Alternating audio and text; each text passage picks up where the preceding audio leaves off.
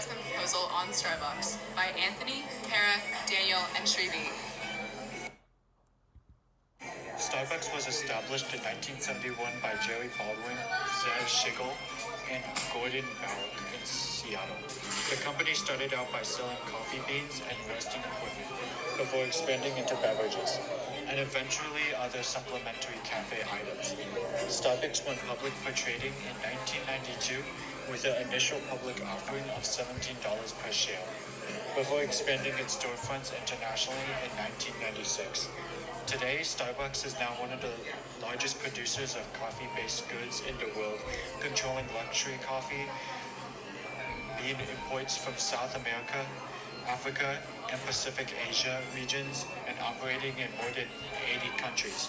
The CEO of Starbucks is Lakshman Narishman, and the current net worth of the company is $104 billion. Starbucks exists within a monopolistic competitive market. It is the biggest in the cafe industry, and it competes with small mom-and-pop coffee shops in addition to larger firms. Some significant competitors are Dunkin', Dutch Bros, Tim Hortons, McCafe, Costa, and Pete's. All major chains in the coffee industry have opened international storefronts. Each company has something unique to offer. For example, Dunkin' offers donuts with coffee. That is what it's known for. Big coffee competitors have the advantages of convenience, fast service, and cheaper prices, while smaller mom-and-pop shops have the advantages of having a homier environment and a local following. According to research from macrotrends.net, Starbucks' local revenue has increased by nearly $22 billion since 2009. In the same time span, they've opened up an additional 8,000 stores in the US and an additional 19,000 stores worldwide. Currently, Starbucks operates in 80 different countries. With their total revenue on the rise over the past decade, only a few strong competitors to compete with, and over 100 potential countries to expand into. The extensive market growth Starbucks could see moving forward is another reason why you should consider investing in them.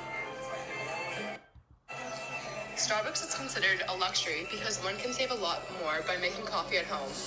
As income falls, the demand for Starbucks will fall as well.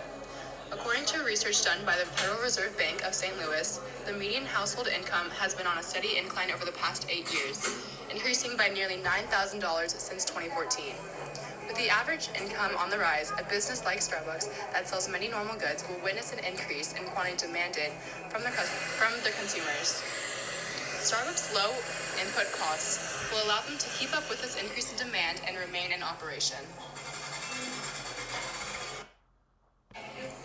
As we have already stated, Starbucks exists within a monopolistically competitive market, which means that there are low barriers for the firms to enter and exit the market. Although this means that Starbucks must deal with more competitors, their established position as a giant within the coffee industry will lead them to always have a larger consumer base over the local mom-and-pop shops that may spring up within the market. Being monopolistically competitive also gives them perfect information about other firms and the future outlook of the market. Perfect information paired with low barriers make it easy for Starbucks to exit the industry in case of market collapse, and thus is another reason why you should invest in them.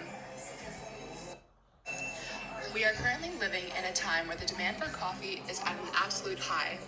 Ever since the beginning of the COVID-19 pandemic, consumers have been yearning to get their hands on a refreshing cup of coffee.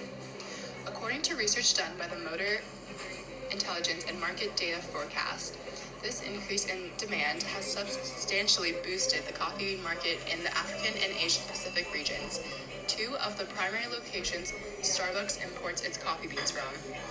With their main suppliers experiencing an economic high, Starbucks will enjoy the benefits of low input costs and will be able to keep up with the growing demand for coffee.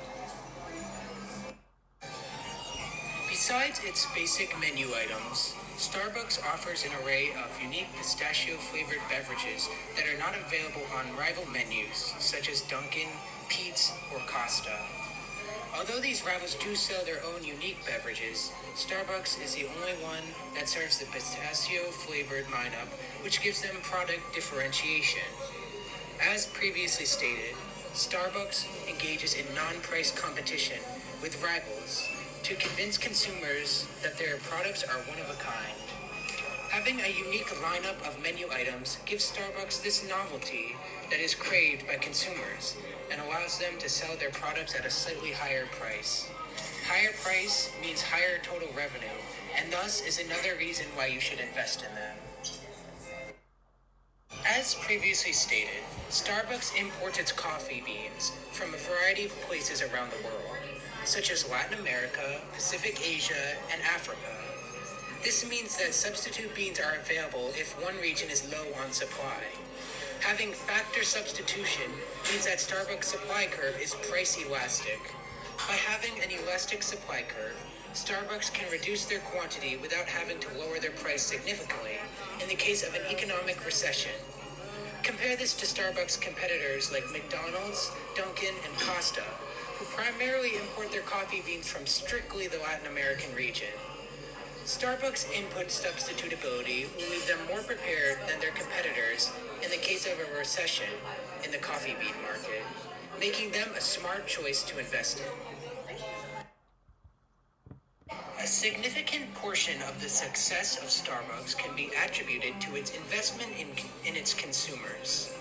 Although it started out as a firm for coffee beans and roasting equipment, Starbucks expanded to accommodate consumer preferences.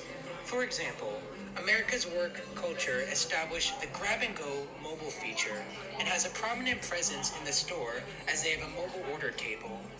Additionally, Starbucks specializes in localization with how it adapts to different cultures and tastes throughout its international locations. For example, Starbucks shops in Asia are geared towards marketing tea because the people there prefer tea over coffee. This makes Starbucks more accessible and appealing to everyone, in addition to showcasing its keen business strategies. Finally, Starbucks is a household name, establishes the last aspect of consumer tastes and preferences, brand loyalty. Because of Australia's cafe culture, Starbucks ultimately failed amongst locals. Since then, Starbucks focused its target audience in Australia to tourists, people that want a sense of familiarity when visiting, and is now thriving in their selected locations. Although an international chain, it carries a sense of both quality and comfort with it, as if each storefront is almost like its own local coffee shop. Starbucks is a household name, but it maintains its homey and welcoming atmosphere very well, which cements its faithful consumer base and propels it over other firms in the industry. According to Statista, an online statistics company, Starbucks spent nearly $416.7 million on advertising last year in 2022.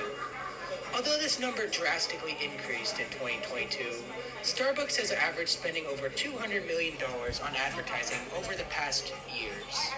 Compare this number to some of Starbucks' competitors, such as Dunkin' and Costa, who both spent under $100 million on advertising in 2022.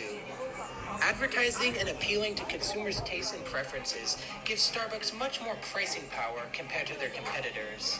Higher prices equals higher revenue per unit sold, which is another reason why you should invest in Starbucks. Besides coffee, Starbucks offers a wide array of other breakfast items, pastries, and tea. According to Starbucks' website, they source the majority of their tea from the Rainforest Alliance, a non-profit organization which seeks to improve the farming and forest communities across the world.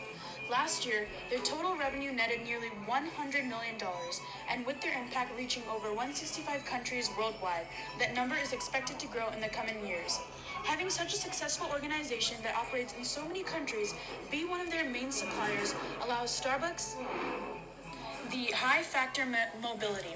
High-factor mobility means that they can easily import and export their products overseas to other Starbucks locations.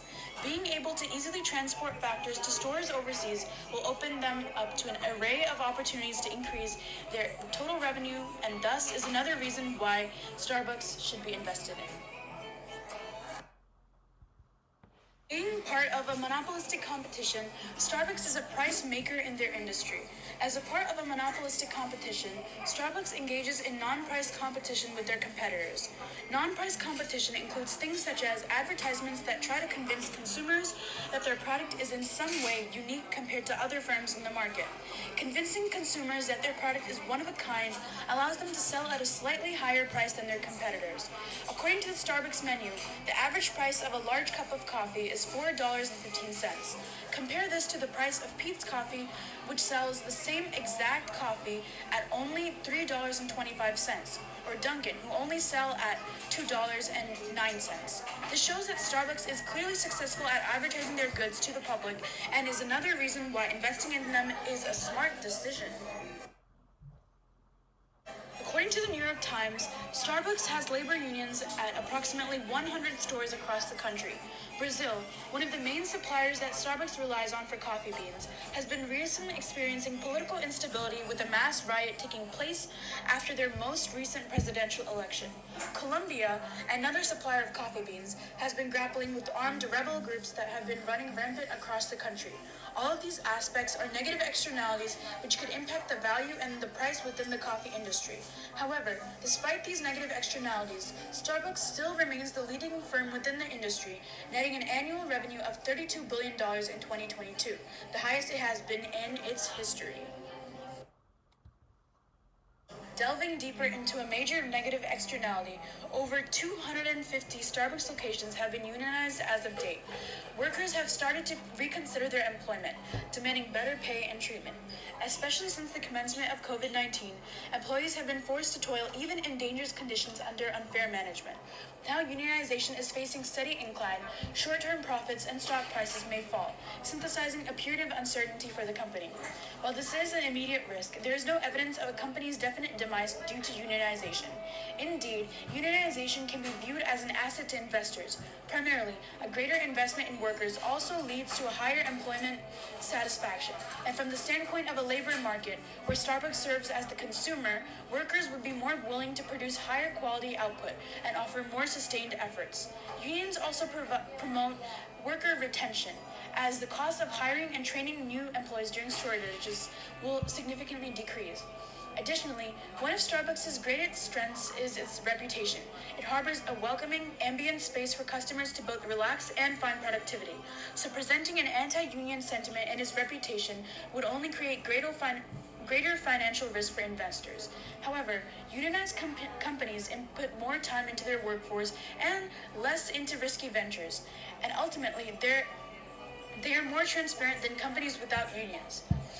Unions are a major feature of effective capitalism, and in which there is a major drive for innovation and a more competitive landscape for talent, which will help to achieve greater profits in the long run. Yes, Starbucks is worth the investment. Starbucks is a worldwide firm that is the dominant powerhouse of the coffee industry and has garnered not mere customers, but an unwavering commitment to its services.